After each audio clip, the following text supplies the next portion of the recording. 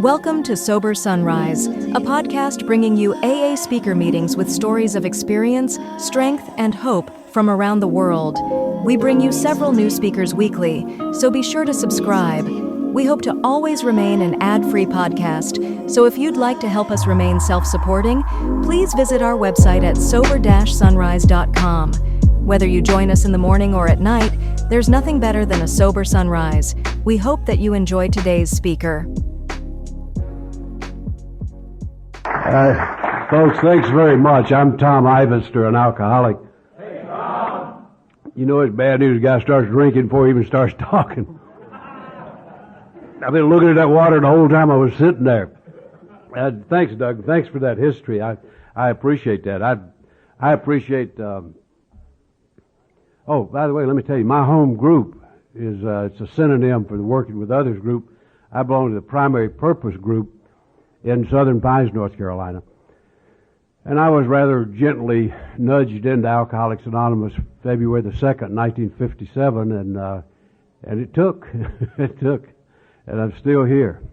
Swear to God, I don't think I'll ever come to the place that I believe that happened and that it's natural and that it's real and it got a chance of lasting.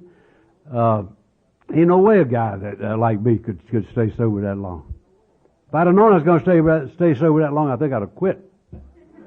That's a long time. I want to congratulate the group on the 4 good years and also the color scheme. You know what struck me? These folks went so far in decorating the room that they had a book printed to match the decor.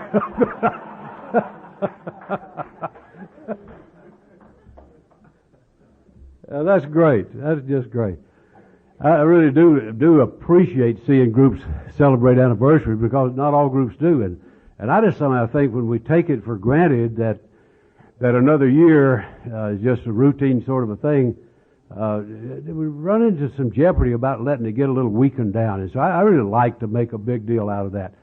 I believe in celebrating personal anniversaries. I know some folks who say they don't celebrate anniversary because they think it's an ego trip.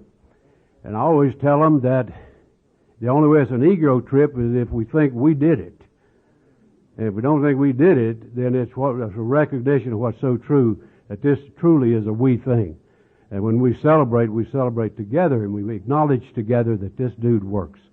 And it's kind of important. I'll tell you just one little story before I get going with drinking and throwing up and stuff. That just sort of brings to mind. I was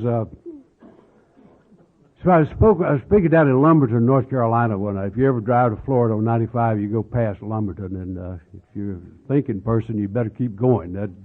Don't stop. I was speaking to a group there, and a young fellow came up to me after the meeting, and he said, "I really wanted to talk with you because I heard you last week in Pennsylvania." And I said, "Well, it's okay now. I don't speak at every meeting. It'll be okay to come back some more."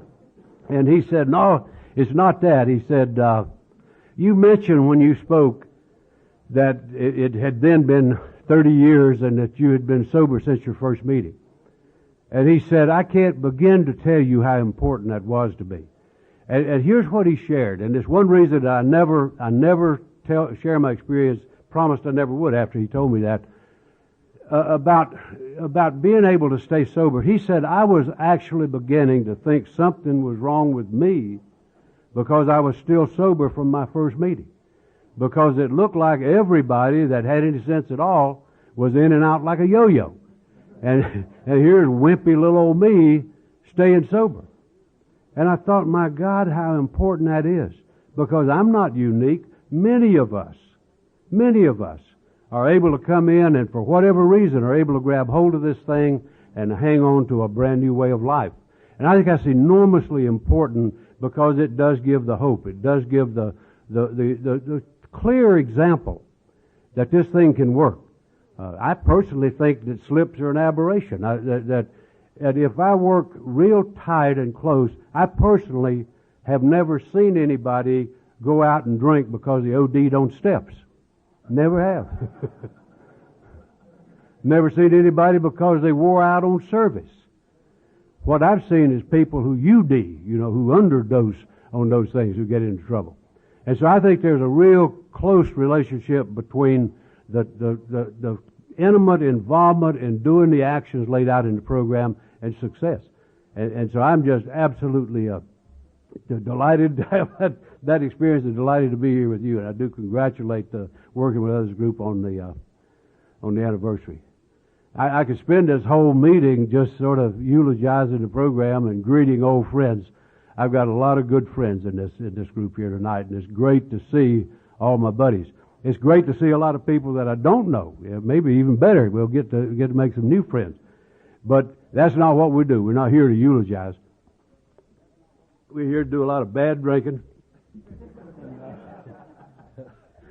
Try not to do too much. One other thought that'll kind of bracket what I guess the way I want to approach this thing. Sometimes I think, along that same line of what is it, and I can't answer the question, but what is it that causes us to have such radically different experiences in this program? There are indeed some who are able to grab onto that brass ring of sobriety when they first come in and hang on to that sucker for the rest of their lives. That's a very legitimate experience that happens to a lot of people. There are others, of whom there are many, who grab it and lose it and then suck it up and come back and grab it again and sometimes again and again. And sometimes some of these will grab it and hang on to a new life. And there's some who never do. The decor was about destroyed.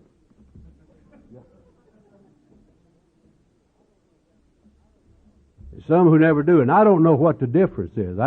I guarantee you by the time I get finished here tonight, you'll know that mine is not based on merit or deserving or character or anything like that. I don't know what makes the difference. But I like to think about that because I never want to get to the point that I take for granted what has been given to me. And I count myself a tremendously fortunate guy to have been able to hang on to this thing, and you'll understand more why when I get into that. I also think that I'm the most rewarded man in the United States of America. And so that's really what I want to talk about, is the unlikely nature of being here and staying here, and then the payoff that comes. And I want to talk about group a little bit too. So that's an ambitious agenda. I don't really know why I'm an alcoholic. Don't even spend much time thinking about it, because what I found out is that it doesn't really matter. It's interesting to consider, and you can get all kinds of theories. Theories are a dime a dozen. Some of them I like, some of them I could care less for. Some that is psychological, physiological, environmental, chemical, on and on and on. There's one theory that I'm kind of fond of, that is that alcoholics just tend to not be like average people. That we tend to be a cut above just the average walking around person. We tend to be a little keener, a little sharper, quicker on the uptake, a lot more endowed with creative ability, and we just almost explode with all the talent that's just aching to get out. Some even say that we may have a slightly larger brain than the average person. I've heard that discussed for almost 46 years. Nowhere except in Alcoholics Anonymous. I never heard anybody over at Princeton researching the incredible alcoholic mind. But that's a great theory, that and I'll only mention, I don't know if I'll come back to it or not, but you hear that word potential. There's probably not a single alcoholic in this room who hasn't been beaten to death with, good God, you've got such potential. You could be such a winner if you just didn't drink so much. And I tell you, I've come to believe that in a way, and maybe I'll get to a little of that. So I don't really know why. I think it's the Army's fault, really. I went in the military when I was just a kid, and got off to a decent start. Went through training down in South Carolina. Hated it. I loved the Army for about 30 minutes. And then I met the first guy in charge. And I swear, I don't know what was wrong with that cretin. We were going through getting issued Army uniforms. I didn't particularly like them anyway, but they were going to give us some, and they gave us an item that I didn't recognize. And I said, "What is this, pajamas?" Well, that's a bad mistake in Uncle Sam's Army. They may wear them now, but they didn't then. And so he took the opportunity to demonstrate his prowess. So he said, "Did you hear what this yo-yo said?" Talking to 200 people. And of course nobody did except him. He said he wanted to know if this was pajamas. Well, it was long johns, what it was. And he said, "What do you want next? Lace panties?" And it went downhill from there. I didn't like it. I went through training with 1,000 guys and was picked out as one of the 5 outstanding men in the folks that went through that. And when I was picked out, I knew that was a dumb selection. I knew that was a bad selection. I was an 8-ball of the first order. I made Gomer Pyle look like Sergeant York. The old Sergeant York, not Ollie. No, that's North. Anyway, and they picked me out. And because I had such outstanding traits, they were going to let me go to leadership training and then into OCS to become an officer. I knew that was a goof. And shortly afterward, they knew that was a goof. And so I started boozing as soon as I found town. And the true Tom showed up. And rather than going to Officers Candidate School, I wound up being stationed in Alaska and the Aleutian Islands for 25 months. Wonderful, wonderful place. Makes New Jersey look like Key West. God, I thought I was in Key West today. I was expecting to come into a blizzard. Landed in Newark, and I literally said to myself, "My God, the guy's got lost. This ain't New Jersey." And thank God for good weather. So I wound up there. Didn't like it. I'm telling you, I was a miserable cat. I didn't like anything about that place. I had that duty out in the Aleutians. And here I am, a fine young American who gave his life for his country. And I'm stationed on a frozen rock out in the middle of the Bering Sea or something. I don't know what it was. It was cold. That's what it was. That's the only place I've ever seen where it snowed sideways. It didn't fall like decent snow. That sucker came right flat into your face in any way you turned. Cold, Jesus. And I'm standing out there with a gun, guarding the thing. And for what? I mean, if some Russian comes over to steal the rock, I'm supposed to shoot him. I guess. I'd have helped him load the thing up if he wanted to go. If you let me go with him. Well, now that's what aggravated my condition. That's the reason I say the Army caused it. I don't think they caused it, but I learned the words has been exacerbated. I think it exacerbated the problem, that it made it, speeded it up in my case, I think. I think it probably sped my progression by about 10 years. Because somewhere now I solved the dilemma of being in a place like that the way I solved a lot of dilemmas. I got drunker than a billy goat and tried my level best to stay that way. I'd come up for air once in a while, but I didn't stay long. Because, man, most of the time I didn't know if I was in the Aleutians or Hawaii. Didn't much care, because I was unconscious a lot. And I think that did speed it up. Now, we had a bunch of folks who were the kind of pure of heart, the kind that, fine, I'm one of them now, but the kind that get out and walk even when they ain't going nowhere. They just get out and walk to walk. Climb mountains. For what? Hunt stuff. God knows it's hunting us most of the time, and they get out and hunt the stuff. Climb glaciers.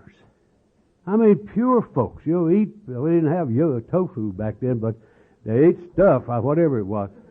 We shipped a whole boatload of them home one time talking to themselves. Went crazy as a bedbug. That is no place to be sober. Nobody got any business sober up there. The old drunks are laying up there fat and happy.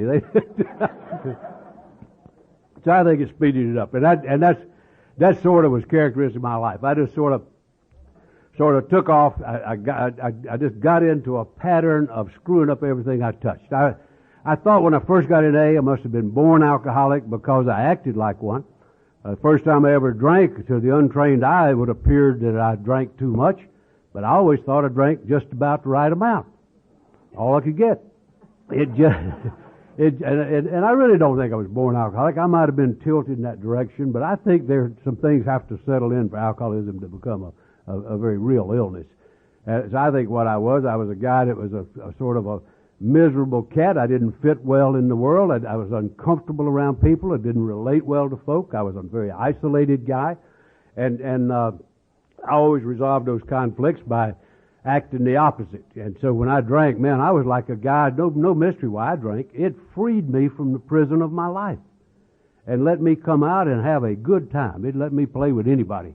And I just absolutely loved the feeling of the freedom that came, that relaxation, that comfortable thing that came. I loved the style. I took up drinking as a way of life. It didn't matter whether alcoholic or not. I just liked the drinking environment. I loved where people drank, how they drank. I liked what they did when they drank, unless they did it to me. And some of that, it was a strange kind of a deal. Loved it. Loved the Smoky Jazz Club well, shoot, I talk myself into it if I get to relive it. That's too much. I just loved it. It was just a natural kind of a thing for me. And I tell you, I would be doing that today had it not been for one thing. I developed alcoholism. It occurred somewhere during that foggy period up in Alaska and the Aleutians, don't know when. And never had a clue about it until I was sober in Alcoholics Anonymous. But when it started to become clear to me that something had happened that put me in trouble with booze, I was sober in AA for a good while. I never had a clue about that until I was here. But when I look back, I could recognize that even though it was a foggy picture, I could see that at some point I experienced what we call crossing a line. Now, you don't find it written anywhere. It's just sort of an old saying that's come up because it tends to describe. And when I look at the drinker that I observed that fella, it was kind of wild, celebrational, recreational, whoopee kind of drinking I loved an endless party. But there was a point where the character of the drinking changed, not the amount. I drank as much as I could before I was alcoholic. When you get so drunk you can't lay on the floor, that's about as good as you can do. I don't care whether you're alcoholic or not. Man, I've been so drunk I couldn't blink. Stuff coming out my nose, and you never thought I had enough. But something happened in that if I took a drink, I could not predict how long I would drink or how much I would drink. Nor could I predict what I might do. And that became the story of my life. A guy that just, when I drank, something happened. I don't understand all that happened to me. And like I said in the beginning, I don't really spend a lot of time on that. I find it relatively interesting, but almost totally unimportant to study the wherefores of alcoholism, almost totally unimportant in terms of my recovery. It doesn't really matter how it happened. I'm not the village idiot, so I've got some kind of notions about it, but I don't take it very seriously. The most important thing that I know about alcoholism is that I have it, wherever it came from. And so when I look back, I could see that there was something happened to me that I don't understand, but it was basically like this, that if 10 people take a drink, 9 of them go on about their business. One of them doesn't. And I happen to be that one. And whatever it is, I don't know. But from the time I crossed that line, I think my future was predictable to anybody but me. And I lived I really liked the thing Ken read that I heard it several times in what he read, that you hear the word delusion that comes out in that. You know the word you'll never hear when you read that book is denial. You'll never hear it. It isn't in there.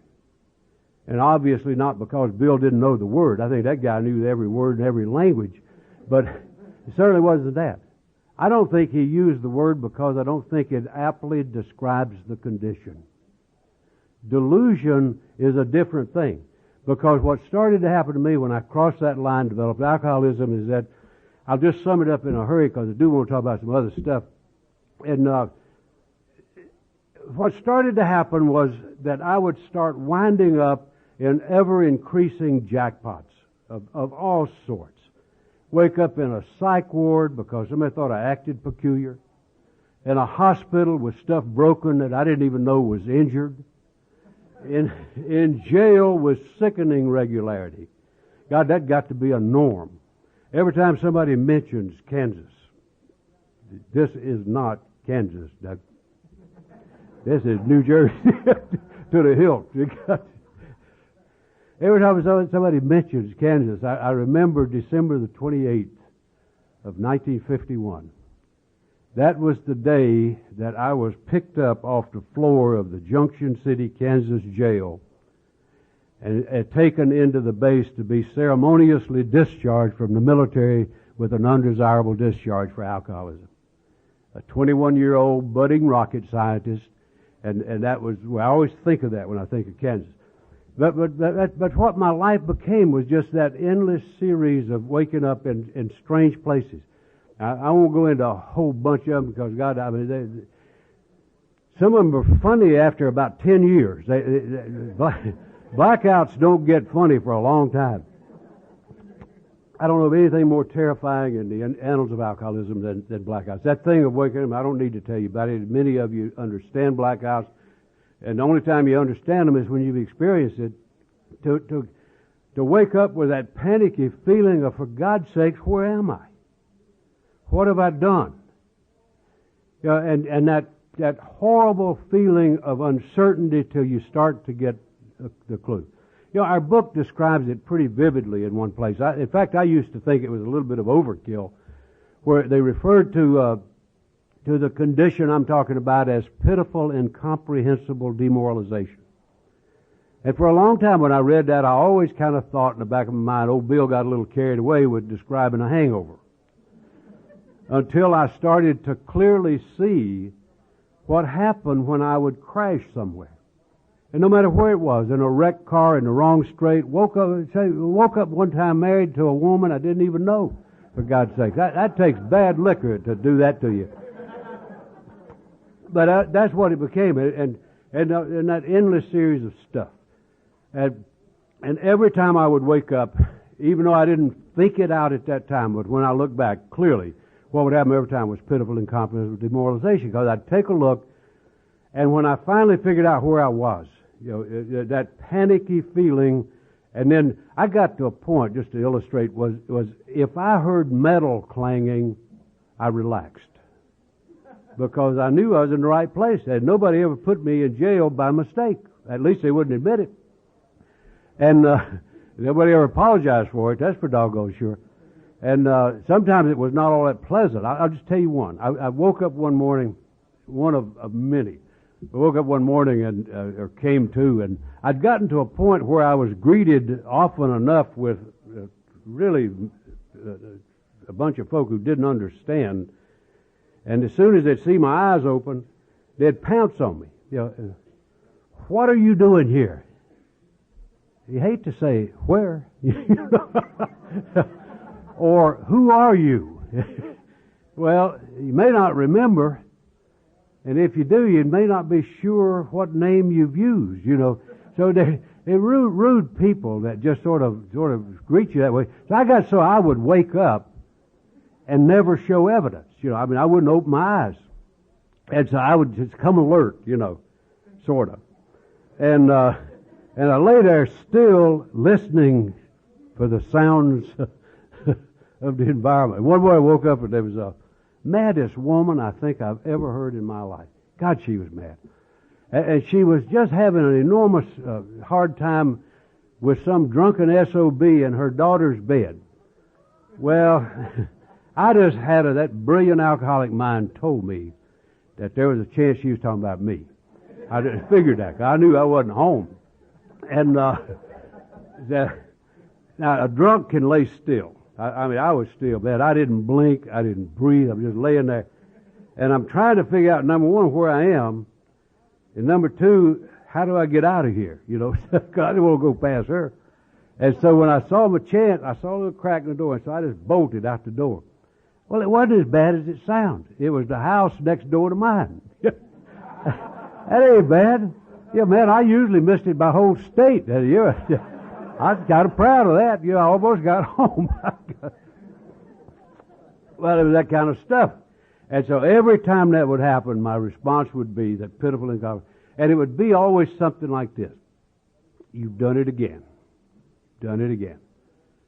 You're no good. You know, that moral whipping. You're worthless. You have no discipline. You have no responsibility. You got absolutely sorry, as we say down in North Carolina. And that was probably all applicable at that point. And then would proceed the options. You know, I'd start thinking. And number one would always be, why don't you just end it? Why don't you just end it all? Everybody would be better off. And I wouldn't debate with that today. Or, if not that, did you ever have the thought of, I think I'll just keep going. I'll just disappear. I'll just go on and just not bother anybody anymore. Just sort of walk off into the sunset. An appealing kind of an illusion that comes out of that delusion. And if not that, do I suck it up and go back and make up another set of lies and try it again? That was a routine that went on not once, not a dozen times. That went on time after time after time. Now let me tell you what was peculiar and the point I started to make with that. What Ken was reading.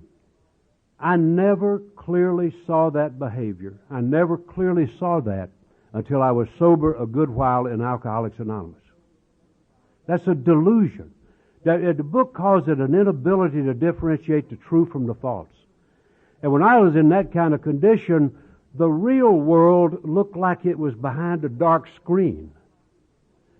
That world that I was in was the only one that had tangibility.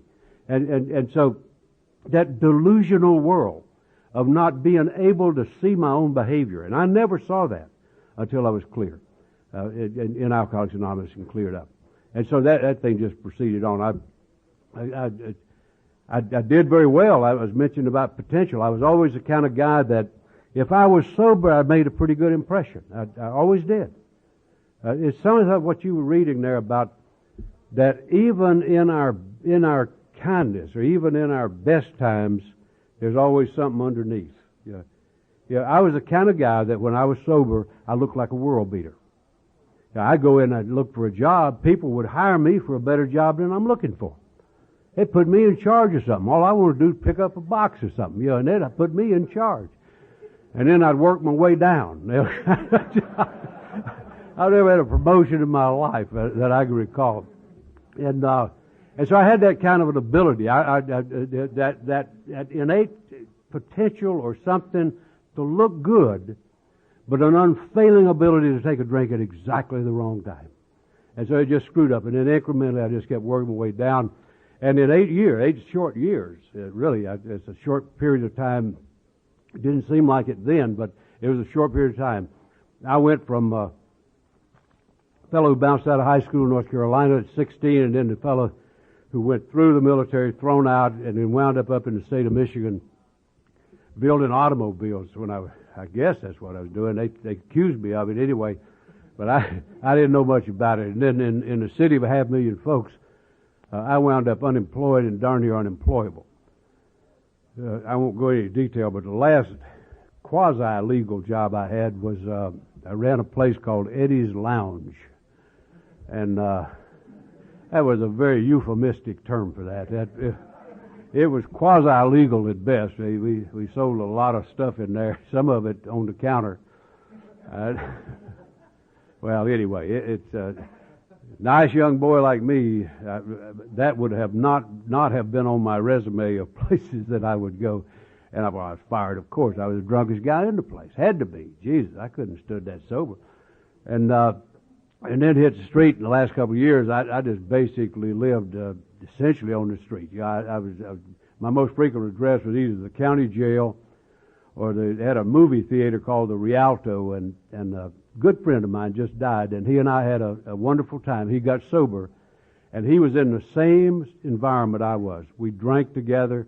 I always accused him of stealing my shoes in that movie theater, and we had fun with that for 30 years, and he was just killed in a plane crash very recently. But funny about the survivors and how they cling together, eh?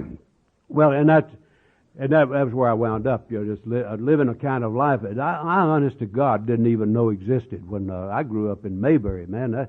I didn't know the world was like that. but I was well accustomed to it. It's funny when you go down that the change is so subtle, or I guess I'm so groggy that I didn't even recognize how bad it was till it was over. I wound up where at what at one time would have been a totally unthinkable way for me to live became the only normal way for me to live. Remarkably normal. It was it was surprising in a way, but when I started thinking about it, I was sober for a pretty good while before I ever started thinking in terms of decency or quality. You know what I mean?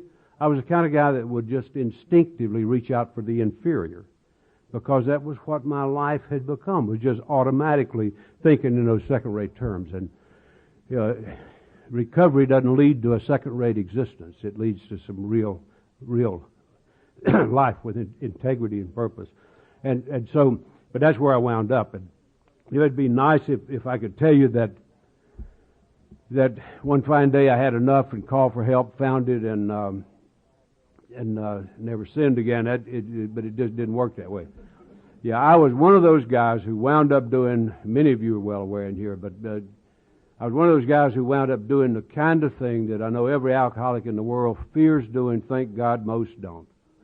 But some of my dear friends in here have experienced the same thing.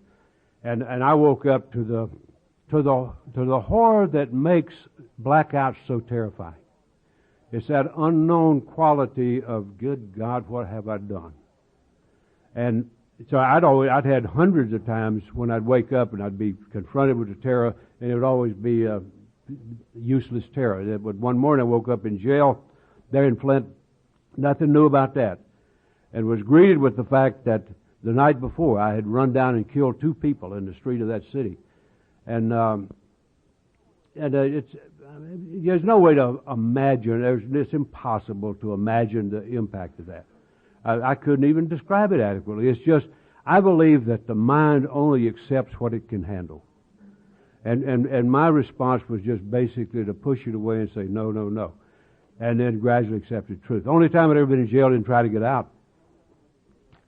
And then somebody, one of the policemen there, I think, learned that I had family in North Carolina. I had mother and sister, and they contacted them and told them they had a guy up there in a lot of trouble. And so they came up, and I didn't want to get out of jail. I was ashamed to get out of jail. I couldn't even fathom the thought of facing anybody. And but I didn't know how to say that to anybody. I was just a withdrawn guy, just absolutely backing away from any semblance of life. And so they came up and they got an attorney, negotiated my release on bond. I was charged with manslaughter, and I was released July 17 of 56. I knew that I would not drink. I mean, my God, how could you drink after something like that? The more appropriate question is, how could you not drink after something? But I didn't know that. I had no earthly idea about alcoholism. But I just know I got out, stayed sober a day and a half by walking the streets, and then I started to drink, of course. And from July to November of 56, I drank literally like nobody I've ever seen. I have worked with many thousands of alcoholics. Held a guy in my arms while he died one time. And even he was not in the frame of mind that I was. I was a guy that just gave in the condition. I have absolutely no doubt, even then, that I was trying to drink myself dead. That was obvious. I mean, a wino could have diagnosed me. And so that went on just big time from till the 19th of November. On that day, I had about that much in a bottle of gin, and went to court. There was no trial. I had no defense. I mean, the hell of a blackout is you're not a witness to your own behavior. I couldn't testify anything, and so they held it. I was, of course, found guilty and sentenced to a max of 15 years in the Michigan State Penitentiary. Now that was, I mean, I knew I was going away. There was no shock about that. But there's something about the shock of the reality, I think, because my response when that reaction, I guess, when that judge passed that sentence, I had an instinctive reaction of fear. I guess a very normal thing, and almost simultaneously the most real sense of relief I'd ever known, because I knew it was done. It was over. Not optimism, not hope, not a future's coming. I knew it was done. It was all over. And I walked into that place the next day. I did walk in, but I was chained with 5 other guys, and we walked into to that institution. At that time, and I think it probably still has the honor, if you can call it that, it was the largest walled institution in the world.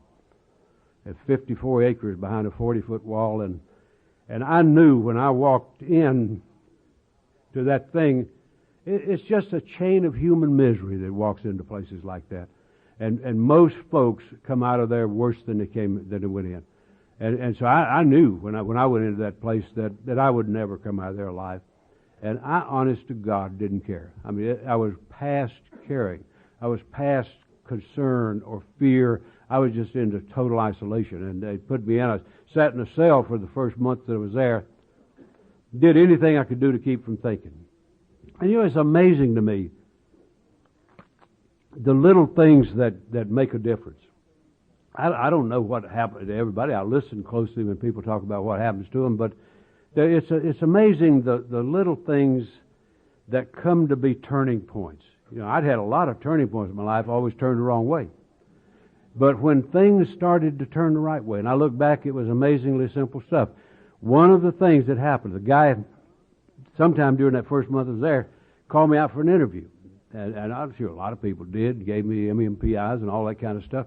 And this guy called me out, did a little social work interview. And he'd asked the questions he was trained to ask, and I did the answers I was trained to give. I lied like a dog, I'm sure. I mean, I didn't have to make up a lie. I just instinctively lied. That was a natural day. It would have been abnormal for me not to lie. And apparently the answers don't have a lot to do with the evaluation, because he did what they taught him in college. If you see a guy who's got a file like that and it's all about drunk, you ought to tell him he ought to go to AA. Well, now I'd had a lot of people tell me when they would have me up against the wall over my drinking that I was alcoholic or drunk or bum or what have you. I'd heard that forever. But I had never had anybody suggest what you did about it. Some would say, why don't you quit? And I never could think of any good reason to quit. Only people I ever saw who quit looked like they'd quit something. None I wanted as a role model, that's for sure. And drunk was bad enough. My God, imagine sober. And so this guy laid that stuff out, and he said, "You've had a lot of trouble with booze?" I said, "Oh yeah." And then he said what I'd never heard before. I don't remember if he said AA or Alcoholics Anonymous, but he said, "We've got an AA group here at the institution, and I think you ought to go." It was just a flat conversational kind of thing like that. It wasn't. It didn't capture me like we do nowadays. They didn't put a noose on me and say, "If you don't go, we're going to slam dunk you," or something. That just said you ought to go. And then I got a little piece, it looked like an old telegram. I got a piece of paper about like that, and it said you're cleared to go to your first meeting, February 2nd of '57. I didn't particularly want to go to Alcoholics Anonymous. I didn't believe I was an alcoholic. How could you possibly be an alcoholic at 24 with so much potential? Yeah, I'd had folks tell me I had a lot of potential, and I never forgot it. Had a lot of folks tell me I was a worthless bum, but I promptly disregarded all that. But this, I didn't believe I was an alcoholic, not whatsoever. That was a totally foreign term to me. But for some reason, that day came, February 2nd. I walked into my first meeting. I didn't want to join AA. I was the only. If I had any drive or any ambition at that point, it was to disappear. I just simply. I didn't want to engage with anybody. I've never been more isolated in my life. I didn't communicate with anybody. I had no conversations with anybody about anything unless they asked me a direct question. And I think the only reason I went to that first meeting was that I was just beat. I was just absolutely beat. I had no resistance. I couldn't even put up a fight. And so I walked in. One guy spoke to me. They had about 300 folks in that group. It became my home group. It'll always be my home group. The recovery group at Jackson Prison. Now, I don't want to be a regular member, but isn't it funny how the place where it works for you is always important, no matter where it is? There's little that folks could ask you to do at that place you wouldn't do. I go back every couple of years, every chance I get, I go back up to Jackson. Now, everybody I knew there's dead. Yeah, I'm the only thing living, I believe. And I go back, don't know anybody. But oh boy, I know where I am. And I go back to make sure, number one, that I ain't there. And and the other is to maybe say something to the guy who is, And so, has a bit of a purpose, kind of I won't go into it, but I had a chance one time to, I didn't ask for it, but I was up there visiting, and somebody said, "Would you like to see your old cell?" And I said, "Geez, that'd be nice, And, so we went, I'll just tell you this much of it. We went over that block. I'll tell you, it's a funny thing when you retrace your steps, eh? You ever go back to a place where somebody's telling me about how Frank gives directions to somewhere, that you better listen close, because what he does is tell you all of his drinking spots, and by the way, a street name somewhere, But it's funny, isn't it, when you walk back over your own history, and particularly if it's one where your life hung by a slender, slender thread.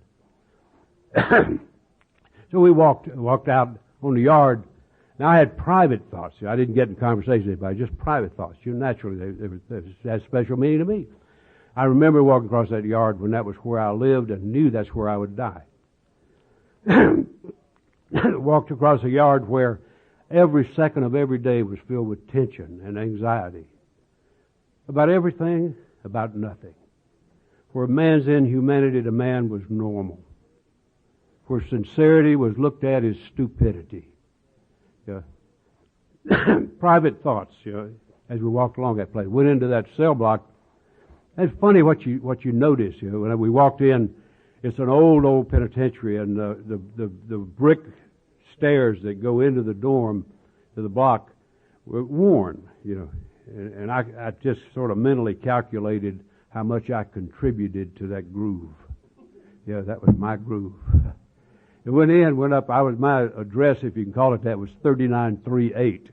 That meant I was in cell number 39 on the third tier in cell block number 8. And we walked in, a nice young correctional officer showing us in. And we walked up, and he walked over in front of a cell, and he said, "This is it." And I said, "What?" He said, 39, wasn't that your cell? And I said, "Yeah, but that ain't it." And he, "Well, it is." See, right here, he's arguing with me. And I said, No, man, you guys have rigged something. And he said, "Well, where is it?" Like I wouldn't know. Well, good God. And I looked right, they all look exactly alike. But when you lived in that sucker and was convinced you'd never come out of it, you don't forget.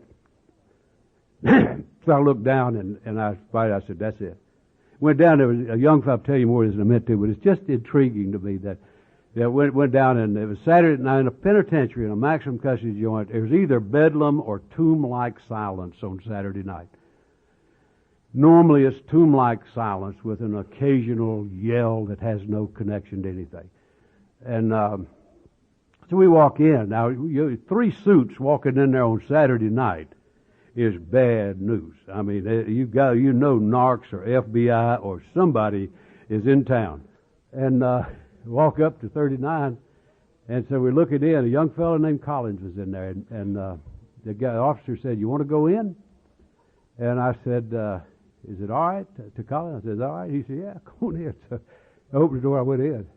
Well, I realized, this is pretty shocking that somebody's going to come barging into your cell on Saturday night in a max joint. And I said, "Look, Mr. Collins, I'm sorry to bother you, but you see, I used to live in this cell, and I just wanted to come by for old time's sakes and take a look at it.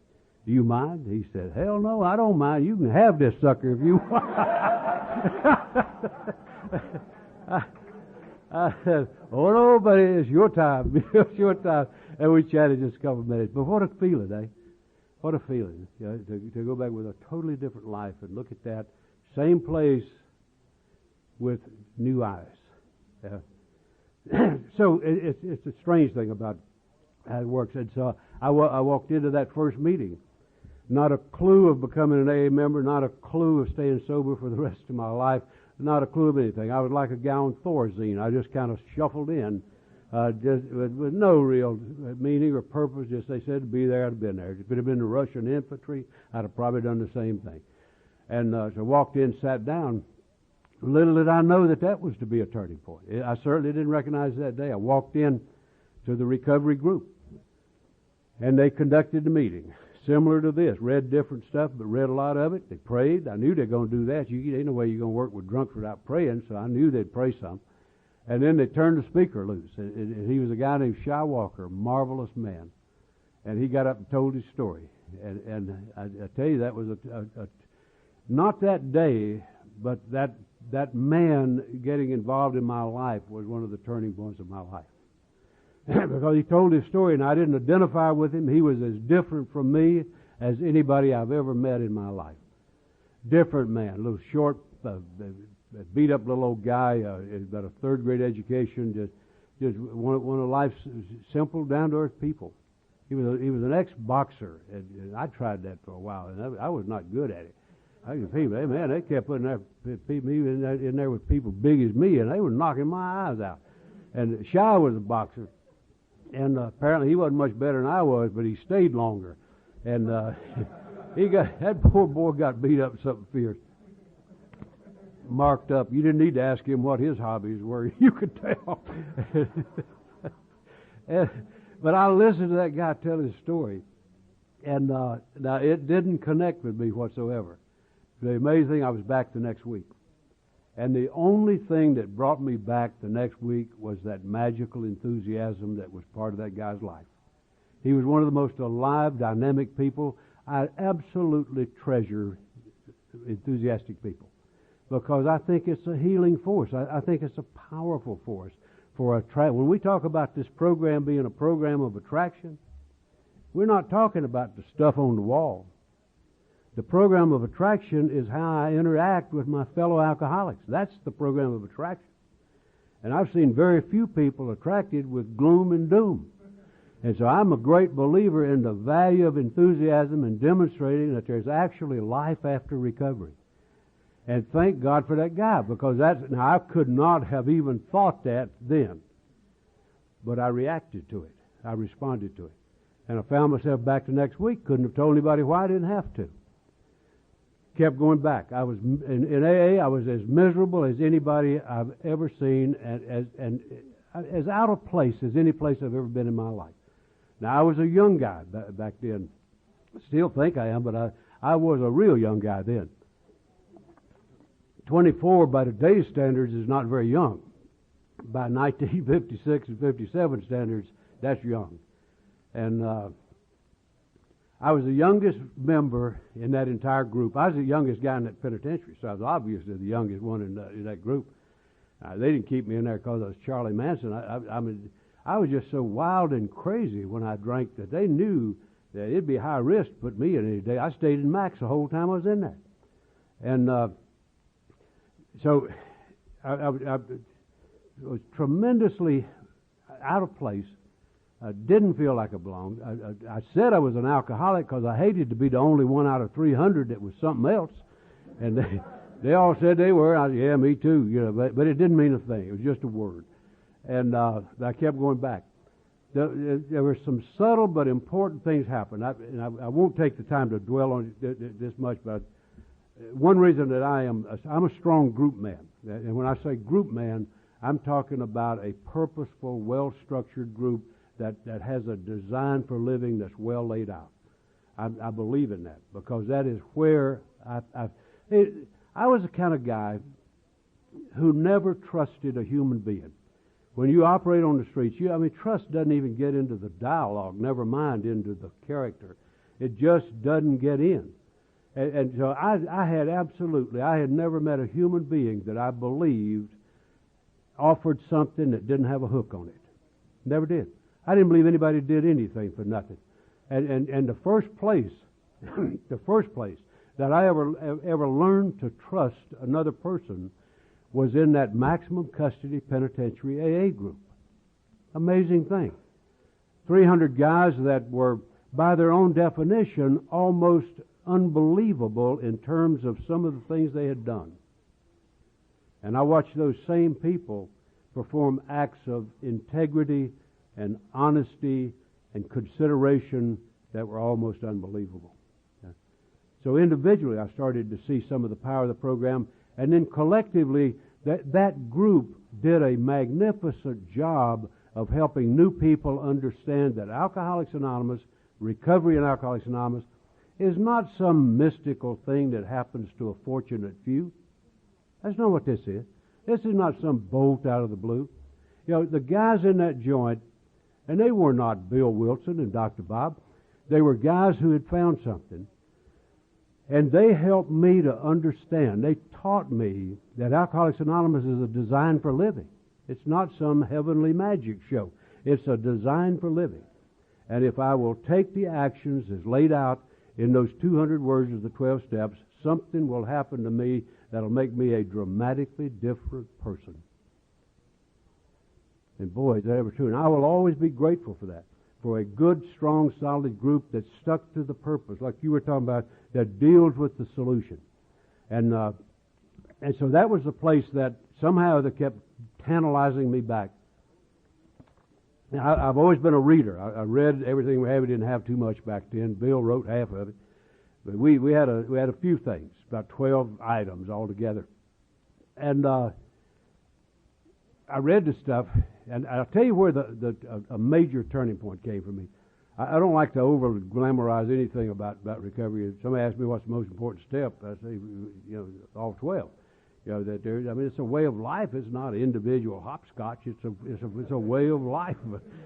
And but a huge turning point for me was in that first period, that 8 or 9 months. I had a sort of an intellectual grasp. I had come to believe there was a power that I felt in the group. I had some sort of fleeting holds on things, but I think I could have been knocked over very easily. And then something happened that was a transforming thing in my life and in my recovery.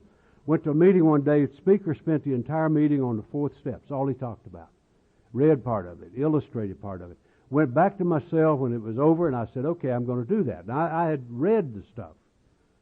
And what I meant to write was a little story about how such a nice guy as me got in such a mess. It is really what I meant to do, which isn't quite an inventory. The founders were wise when they said to write the inventory. Eh? They were wise. Because I started to write, I wrote 2 lines of what I had in mind, and then with absolutely no intent whatsoever, all at once it was like I hit a wall. And the delusion started to end. It started to end.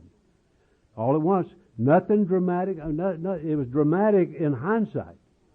But I started to write, wrote 2 lines, and then all at once, I guess I saw the charade, didn't think about it, just responded to it, and in one motion, stopped that foolishness and opened up and poured out my heart and wrote my first inventory. Now, it was a crude-looking thing. If you were going to look at it and compare it to the columns and all of the evaluations and what Brown did to Jones and all this stuff, if you measured it by that, it would look very crude. But don't underestimate. You can't screw up an inventory if you do it to the best of your ability when you sit down there and put it on that paper. You can't screw it up. And what I did that day was open up and pour out my heart. When I got through, I had 3 pages of scribble. Nobody could have read it. Nobody was supposed to. I tell you what it was the most important day's work this old boy has ever done in his entire life, bar none. More important than the day I married, the day my son was born, my daughter. More important than when my career started or finished was the day that I did that thing, because what happened then, talk about impacting the delusion. When I got through with that inventory, I knew at a cellular level that I was alcoholic. Not the young case, not the tragic case, not the whiz kid. I knew I was alcoholic, period. I have never doubted that for 1 second to this day. I'm absolutely convinced that what happens in Alcoholics Anonymous in recovery is critically attached to that. If I don't experience surrender at depth, then I'm not going to do the things full bore that follow. We grow out of it. This program's not about achievement or attainment or education or stuff like that. It's about surrender and opening to something new.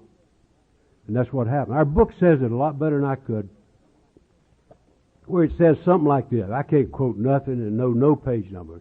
But somewhere in the 3rd chapter it says something like this. We learned that we had to fully concede to our innermost selves that we were alcoholic. The first step in recovery. It sounds simple, doesn't it? Had to concede to my innermost self. It doesn't matter what I say to you. I told you I was Tom Ivestrom, an alcoholic. I am. That's not what that step's talking about. What that's talking about is conceding at depth. I'm a guy who is whipped. I'm a guy who is beat.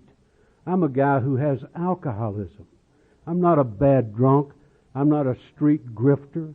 I'm a guy who has alcoholism.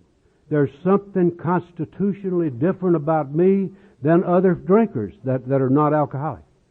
I don't care why. I just know that that's a fact. And the great thing is, when I accept that at the core of my being, fellow alcoholics, the fight's over. It's over. I haven't revisited that fight not one time since. Now, I've come close to drinking because I have the mind of a chronic alcoholic. I haven't had a lobotomy. I still have that sucker. And it is, as our book describes it, a mind that can turn at times irresistibly to the thought of a drink. Mine has. And thank God, the good news is that the program we celebrate tonight is more powerful than the illness. If it weren't, I wouldn't be here. And so that was fundamental to me. What other thing happened that day, when I finished that inventory, I became a member of Alcoholics Anonymous. I have never been just another link on that chain of human misery since. I took a place in Alcoholics Anonymous. I've never been to a single meeting without knowing 100% why I'm there. I'm not here to entertain. If we have a good time, good. But I'm not here for that. I'm not here to teach. I'm here to share from the depth of my experience in the hope it can mean something to somebody else. But I never get carried away with what my purpose is, nor misunderstand my fundamental thing. I'm a man on a mission. I'm here because this is what makes a difference in my life. Not only in survival. Good God, I can almost take that for granted. I haven't had a crisis for a long time now. I don't minimize that. But what I found is that if I'm caught up in doing the active work of this program, I don't even get time to think about me very much.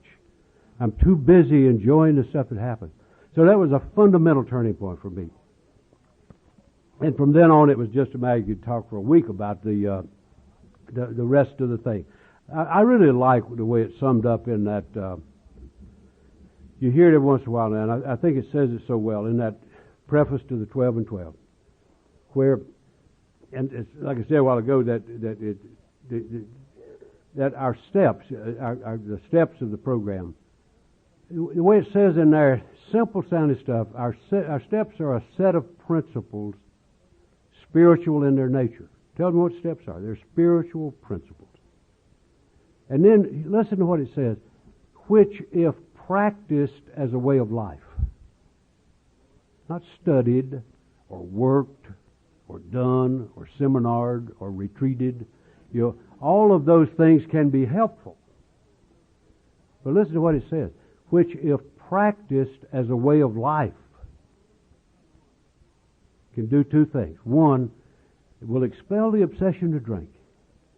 Now, mine is expelled. I haven't had an obsession for a long time, but it ain't far away. I can revisit that sucker with this alcoholic mind in a heartbeat. Because what I have is what? A daily reprieve contingent on the maintenance of my spiritual condition. It's my fervent belief that the program of Alcoholics Anonymous, the recovery program, lasts as long as I do it and not another second. And when I quit doing it, then I start to deteriorate, sometimes quickly, sometimes slowly. But I will deteriorate. And so that's what it gave me, was a brand new life, that it'll expel that obsession and then enable the sufferer to become happily and usefully whole. God, is that ever true? Is that ever true? And I got to start heading for the airport. Where do you quit? I'm going to quit here. I've got to get you out of jail. I've already got you out in a very real sense of the word, because I tell you the power of this program. Everything that's embodied in what I was just talking about will enable the sufferer to become happily and usefully whole. happened to me in a maximum custody penitentiary. I became happily and usefully whole. I became a free man for the first time in my entire life in a maximum custody penitentiary. I developed real, genuine self-esteem and worth and value and purpose in a maximum custody penitentiary. I had a transforming change, and it was an amazing thing to me about what happens when this change becomes real.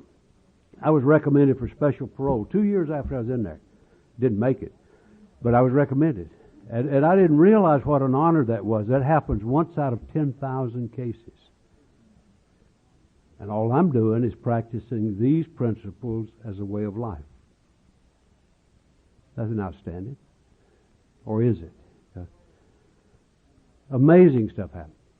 And I tell you, probably the best way I could describe it, the night before, now I tell you, I hated prison. I absolutely hated it. As much as I've been around them, you wouldn't believe that, but I absolutely hated prisons. And the day I walked in there, I had some people tell me that I would get used to it in time. Well, it takes a whole lot longer than I put in to get used, because I was less used to it the day I walked out than I was the day I walked in. Absolutely hated that thing with a purple passion. But the night that I knew I was leaving the next day, and I didn't tell anybody this, but I found myself thinking, geez, I need one more day. I got a lot of AA stuff that I got to get wrapped up, you know. And if now I didn't tell anybody, because I wouldn't have put in another second. I know it's important work, but there are other members there. I said, maybe they'll handle it. And but isn't that something, that a maximum custody penitentiary, that prison didn't change. But you hear what I'm saying? No, this is not circumstantial. You know, the freedom isn't harnessed by my limitations, physical or whatever they may be. The freedom that comes from this is a person freed. And I've never been more free in my life. I've never been more richly blessed in my life than I was then. And so when I hit the street, it was just a matter of just keeping on doing what I was doing. All I did was change. Now, I make it sound simple. It was a big deal.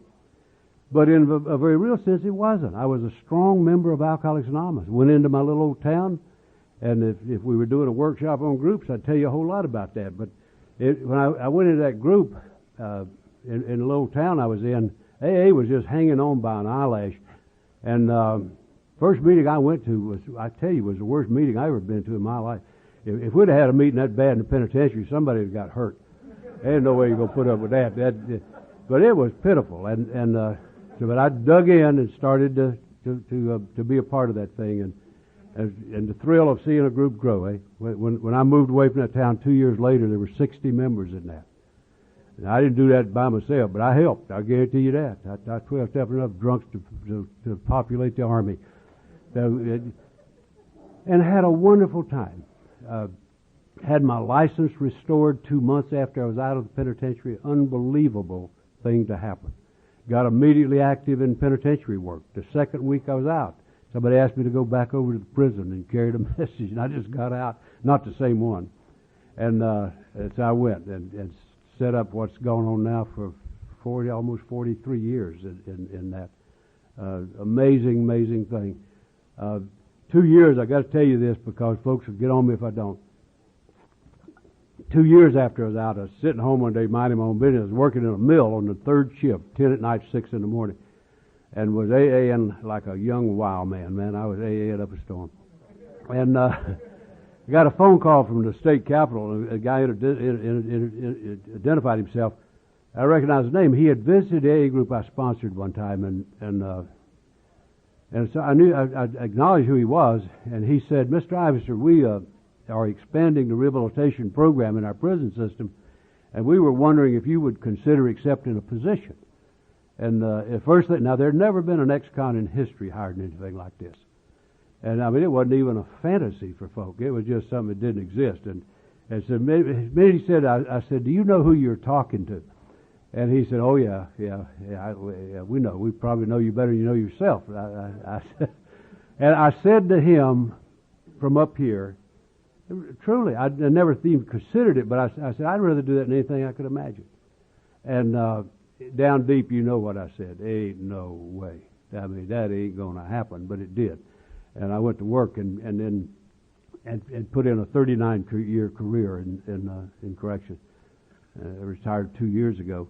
And it was a phenomenal career. I started out as a rehab officer and then started getting kicked up and into management. And then one day the head of our system asked me to stop by his office. He had a little assignment he wanted me to do. And normally that meant go make a speech for him somewhere. So I went by and he said, "Tom, I'd like for you to take over an institution as warden." And when I got up off the floor, I said, "Boss, man, I don't want to be the man. I don't want to be a turnkey." I really didn't. I wanted to be the good guy. I wanted to duke it out with the guys, and mud wrestle and all that. That's what I like. And he told me what he had in mind, and I said, "Will you give me some time to think about it?" He said, "Oh, sure. Take 5 minutes." Well, I could have thought 5 months, and it probably wouldn't have been any different. But I went out. I took the 5 minutes. Went out, prayed hard, and I knew that if I took that job, I was going to lose some of my first-person kind of relationship, because when you're the man, you can't just be the buddy on the corner. If you're going to take it, you're going to have to take the whole deal. And then I thought, well, maybe if I had some authority and some power, that I might be able to do some things. And so I agreed, somewhat reluctantly, and was installed as warden of a pen. Really glamorous installment. He and 2 or 3 other guys drove me about 50 miles away to a prison, took me in, introduced me to staff, said, "Here's your new boss." And then we walked out, and they drove off in the parking lot and left me standing there. And I said, "Wait, guys, wait. Don't leave me down here with these heathens." And so, but anyway, that was my first deal. And that started a part of my career that for about 20 years, that's what I did was operate institutions.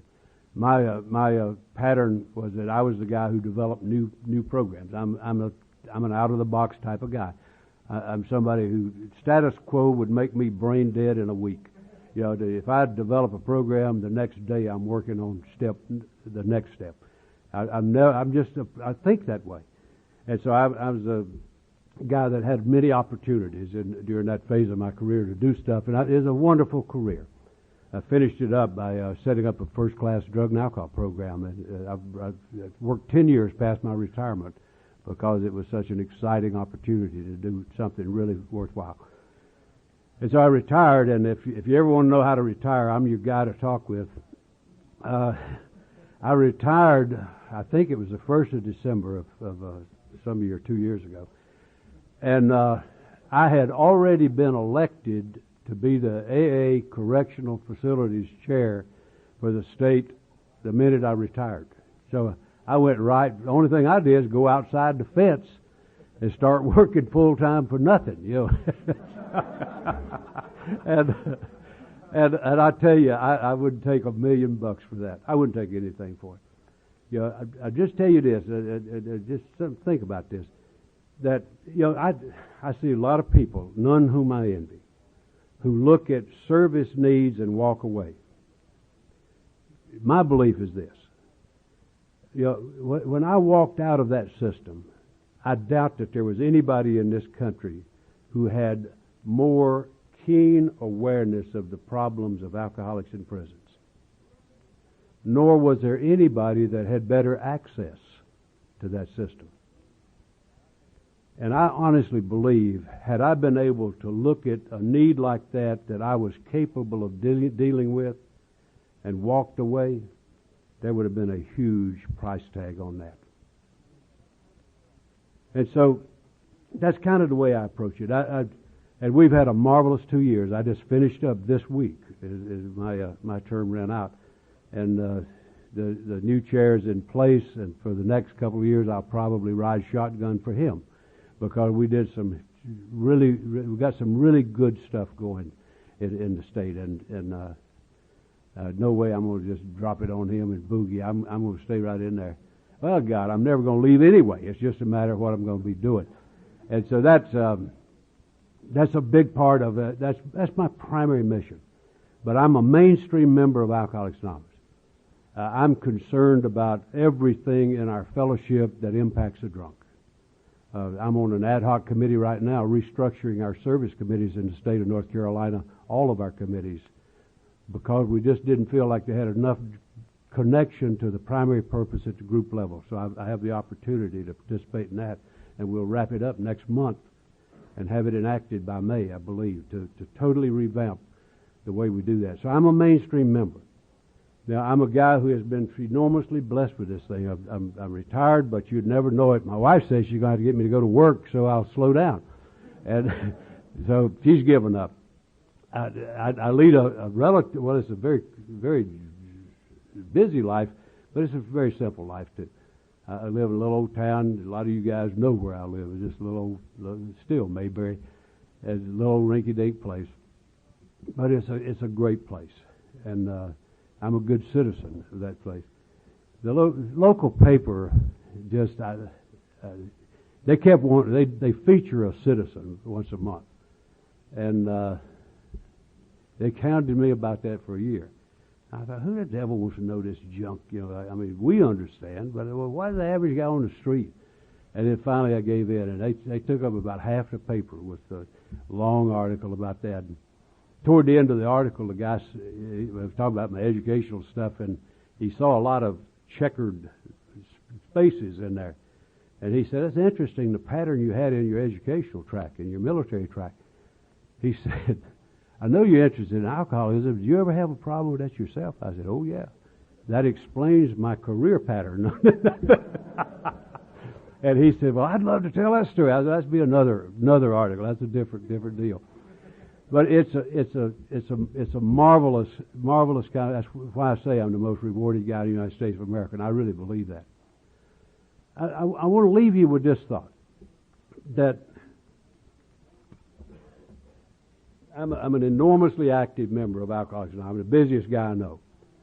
But I am a fundamentally grounded sort of a guy.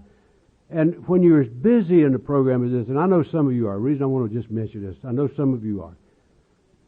When you're really busy in the program, you can't help having conflict feelings about, you know, what price am I paying for this? You know, if you got a young family and all this kind of stuff, you know, if I'm really involved in AA, how can I balance out my life so that I'm not robbing one to take care of the other? And it's really a kind of an important distinction to work through. I can tell you this, that there's a real difference between frantic activity and committed action. A very important distinction in that. Activity is just sort of scrambling in all directions, and I've done some of that. But committed actions are things to which I'm solidly committed, like a home group. That's a commitment. That's not under the heading of nice to do. That's not negotiable. That is not up for grabs. My sponsorship is a commitment to my sponsor and to those I sponsor. Those are commitments. Some service things, if I take on a job, I take it on to do the very best I can. That's a commitment. And there's an important distinction. I'll give you just one example to tell you what I'm talking about, why that's so important. And what is it that keeps you from getting into a lot of trouble with your family or employers or something like that. My son is a nice young physician. He's finally started to make money. Thank God. He came down to visit, and he said, "I want to take you guys out to dinner tonight, since I'm now self-supporting." I said, "Well, that's great. We'll go somewhere really." But he looked at me and he said, "Oh, wait a minute. This is meeting night, isn't it?" I said, "Yeah, it is." Well, and he said, "No sweat. We'll do it tomorrow night." Now, suppose I'd said, "No, I've decided I'm going to run over here to a meeting tonight." See what I'm talking about? If I just put an activity as something that was more important than dinner with my son, that would have been a very bothersome thing to that fellow. If I tell my wife that AA has to come before anything in my life, I better be ready for a fight. Because that's flat wrong. My recovery comes first, not AA activity. There's a very important distinction in that. And so when I approach it that way, if I'm working Alcoholics Anonymous the way I want to, if I'm practicing these principles, this program will not compete with anything else in my life. If it's competing with something else in my life, I'm not doing it right. If it doesn't make me a better employee, a better employer, a better husband, a better father, a better citizen, I need to take a check and see where I'm screwing up on principles. Because I don't have to worry about sorting out and finding balance. If I just practice the principles, it'll help me to discipline my time and my commitments so that I can take care of business. And here, almost 46 years later, I can tell you this. I've been busy for a long, long time. And there is absolutely nothing in my life that I know of that has been negatively impacted in any way whatsoever. The most rewarded man in the United States of America.